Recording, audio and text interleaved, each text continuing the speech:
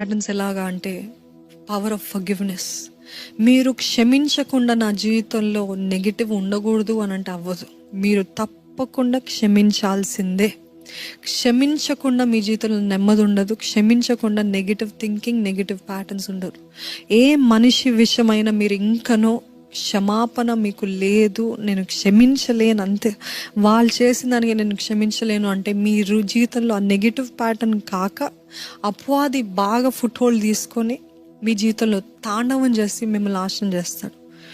దేవుని పరలోక ప్రార్థనలోనే మేము ఇతరులని క్షమించిన ప్రకారం మమ్మల్ని కూడా మా ప్రార్థనలు క్షమించమని ఎందుకు అంత ఇంపార్టెంట్ అంటే, if you do not forgive others you will not be forgiven by God.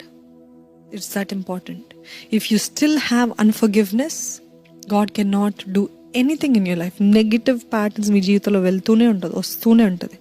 కొలొస్సీయులకి రాసిన పత్రిక 3వ అధ్యాయము 13వ వచనము, ఎవడైనను తనకు హాని చేసినని ఒకడు అనుకునిన ఎడల ఒకనినొకడు సహించుచు ఒకనినొకడు క్షమించుడి.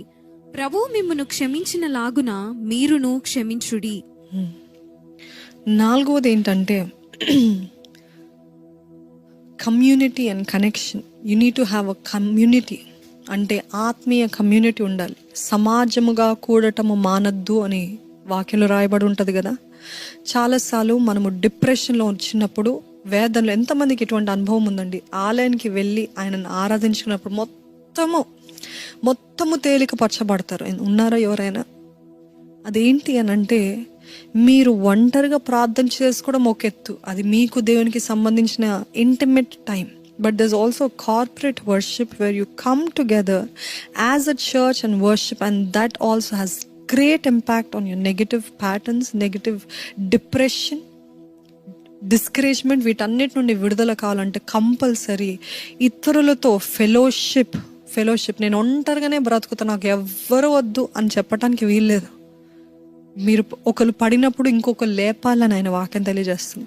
3 పేట్ల తాడు సులభంగా తెగిపోదు. అది కేవలం వివాహం కోసం కాదు. ఇతరులు మిమ్మల్ని ప్రార్థనలో బలపరుస్తున్నప్పుడు, మీరు బలహీనంగా ఉన్నప్పుడు ఎవరైనా మీకోసం ప్రార్థన చేస్తే అది మీరు బలపరచబడతారు. You need to come to church.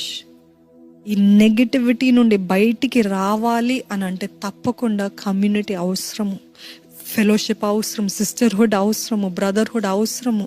ఒక సేవకులకు చెప్పి ప్రార్థన చేసుకోవడం అవసరం. ఎందుకంటే అటువంటి ప్రార్థనలో శక్తి ఉంది.